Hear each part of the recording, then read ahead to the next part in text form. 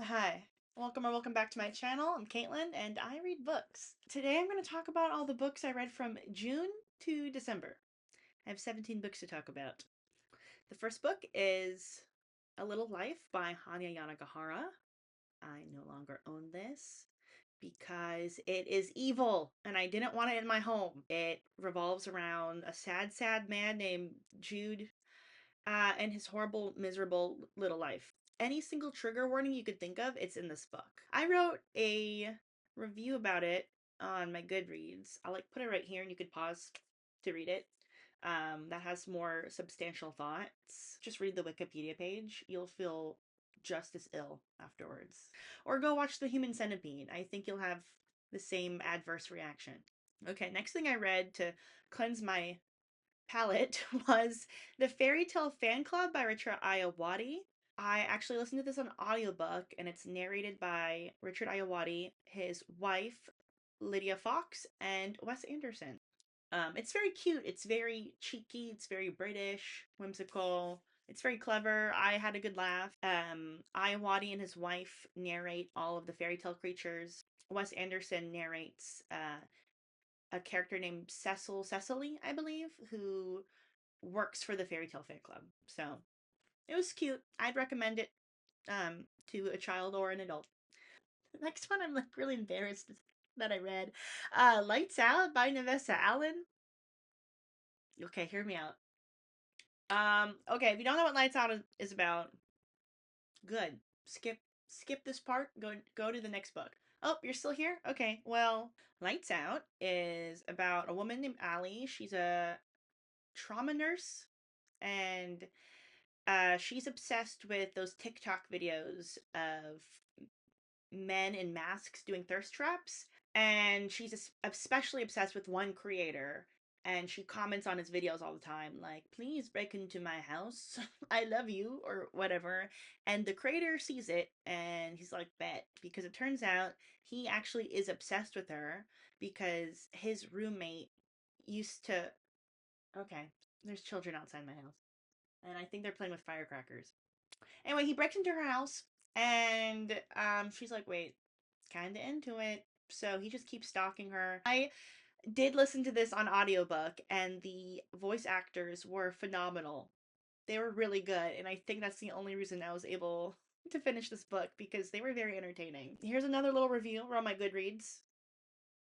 You could pause. Yeah, Navessa Allen doesn't know how a lot of things work. She talks about doubling up on birth control a lot because he's so sexy she thinks she'll get double pregnant or something. And I'm like, aren't you a nurse? So yeah, it was really stupid. But I guess I had fun, and that's all that matters. Speaking of having fun, the next book I read was The Love Hypothesis by Ali Hazelwood. It's about a PhD student named Olive who has to fake date her professor in order to convince her best friend that she's over her ex-boyfriend. That way her best friend and her ex-boyfriend can date. And then obviously she and the professor she's fake dating fall in love. The book is really fun. I had a good time. It's very silly. Again, not a woman in STEM. Can't tell if the science was accurate, but I believed it.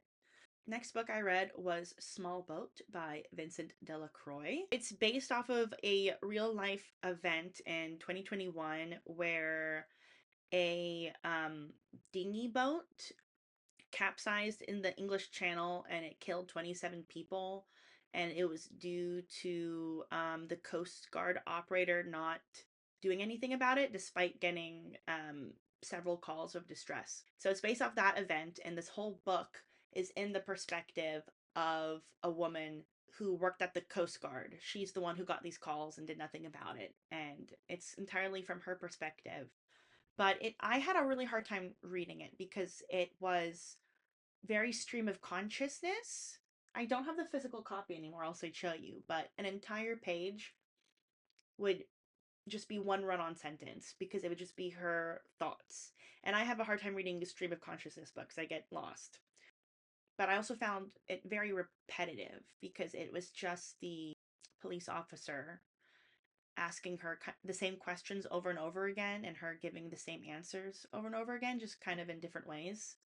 No, I didn't really enjoy this book. Okay, the next book I read was Happy Place by Emily Henry. I've read all of Henry's books except for Great Big Beautiful World, but this one was my least favorite. I did not like any of the characters. They were so bland. This is about a woman named Harriet. She and her ex boyfriend, Win, they dated for like 9 years. They broke up 4 months prior to this book taking place. And then they find out that two of their friends are impromptu getting married. And everyone thinks they're still dating. So they're like, oh, we can't ruin the wedding. So they fake date. So it's both a fake dating trope and like a second chance romance trope. And I like both of those things, so I thought it'd be fun. But again, the characters were really boring. The male love interest Win has the personality of like a brown paper bag. So, yeah, if you haven't read this one, read Emily Henry's other books. Next book I read was Just for the Summer by Abby Jimenez. I really like this one. Okay, it's about this guy named Justin. He makes a Reddit post talking about something, but he inadvertently adds the fact that every time he dates a woman after they break up, she meets her soulmate and she gets married. And then Emma has the same problem. Every time she breaks up with a boyfriend, he meets his soulmate and he gets married. So she sees the Reddit post and messages him, and they form a friendship. And then they decide, why don't we date? Because then if we break up, we'll meet our soulmates. Both were going through pretty serious family issues. Yeah, this book had a lot more depth than I expected, and I really liked it. I liked the romance, I liked the characters, I enjoyed how it was resolved. Solid 4 stars. And I read Problematic Summer Romance by Ali Hazelwood. This was bad. Oh, I didn't like this one at all. This is about Maya. She is 23 and she is in love with her best friend's older brother who's 37. He's clearly in love with her too, but he just is like, I'm so much older than you. It's inappropriate. And she's like, I'm an adult. Stop telling me what to do. And that's just the whole book. It's the whole book. Either fuck or don't. Okay. Also, they were in Italy for some reason. Okay, next book I read was Little Bookshop of Murder by Mackie Blackburn. This is about a Shakespeare professor named Summer who goes back to her small hometown for her mother's funeral. And she's about to sell her mother's old bookstore, but then finds like these threatening notes threatening her mom's life. And she's like, oh my God, someone must have killed my mom because of the bookstore, because her mom was really healthy and she died of a heart attack. So the rest of the book is her trying to solve her mom's murder. I figured out who murdered that bitch within the first like 3 chapters. It's super obvious. And then the rest of the book is just um Summer being a dumbass and also being really pretentious because she only reads classic literature. It was really weird because like this book is definitely not classic literature, so I don't know why the author was like punching down on her reader. The next book I read was You Deserve Each Other by Sarah Hogel. It's about a woman named Naomi. She's engaged to her fiance Nicholas and she fucking hates him. But she can't break up with him because of his unbearable mother who will make her pay for the wedding if she breaks up with her son or something like that. And so she decides to just be as insufferable as possible in order to get Nicholas to break up with her. But it turns out Nicholas is also unhappy in this relationship and he's trying to make her miserable. I have to warn you, if you want to read this, this book made me super tense for like this 75% of the novel. All of the characters are absolutely insufferable, but I found it just very compelling and page turning. I just wanted to know what happened. And I found the prose really unique for a romance novel. Next book I read was Book Lovers by Emily Henry. It's about a woman named Nora who is a literary agent and she goes on a vacation with her little sister Libby to this small town in buttfuck nowhere, and then she runs into our arch nemesis Charlie Lastra, who is a book editor. And so it's like an enemies to lovers thing going on for the summer. That's basically all you need to know. I liked it, didn't love it. That's really all I have to say. Next book I read was The Hidden Staircase. It's the second book in the classic Nancy Drew series. Basically, it's about Nancy's friend Helen calls her and tells her that her grandma's house is haunted, and Nancy is like, I'll get to the bottom of that. And I can't really say more without spoiling it because I mean it's pretty short. I gave it 3 stars. Next, I read Made for Each Other by Lynn Painter. This is about a woman named Abby who is a maid, as you might have guessed. This wasn't very good. They didn't really have any chemistry, and I found the male love interest to be really irritating. It just felt like billionaire apologist fanfic, in my opinion. Next, I read Catabasis by R.F. Kuang. I read this for my book club. This was our first book. This is about a woman named Alice who is a PhD student at Cambridge, and she's studying magic. It's a magical Cambridge. Her advisor dies in an accident, in a freak accident, so she decides she's gonna travel to hell to get him back, otherwise she can't graduate. And then her academic rival, Peter Murdoch, joins her. I would say this book was just okay. I've read 3 other books by R.F. Kuang. This was not my favorite, but it wasn't my least favorite. It was honestly just okay. Like I had fun reading it, but I wouldn't reread it, and I wouldn't necessarily recommend it to people. So if you want to check out a book by R.F. Kuang, I would say read The Poppy War. Okay, this is probably the dumbest book I read all year.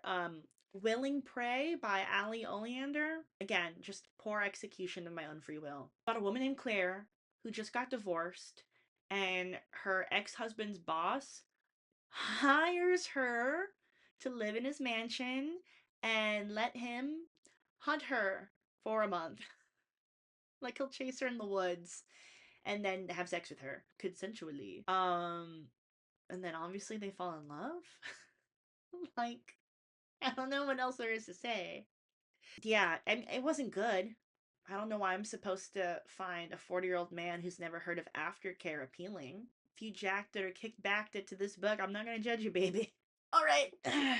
Next, I read Heartbroken by Laura Pratt. This reminded me a lot of I Love Dick by Chris Kraus because Laura Pratt is a very talented writer with her head up her own ass. Okay, so this is about when Laura Pratt's long distance partner of 6 years unexpectedly breaks up with her at a train station. All he says is it's over and he leaves. She never hears from him again. She never gets closure. She never finds out why. A book I thought would be about how she overcame heartbreak was actually just a book romanticizing stalking. Because for the next 6 years, she emails and texts and mails her ex-boyfriend almost every day. She never even thinks about going to therapy. Therapy is not mentioned in this book once. Getting over him is never mentioned once. The fact that he probably has a new girlfriend, never mentioned once. It's just pure delusion. She definitely wrote this hoping he'll read it because there's an acknowledgement in the back, and the book's dedicated to him. And the last book I read of the year, baby, was Twilight. I had so much fun reading this. I read this in 2 days. I could not put this down. I can't believe I spent all of high school being too pretentious to read this because I would have ate this up. You know what Twilight's about. I'm not going to tell you. I am currently reading Imaginary Friend by Stephen Chbosky. I'm on page 230. If you watched my previous video, I overestimated my ability to read quickly. That's it for me. Thanks for watching, and I'll see you in my next video.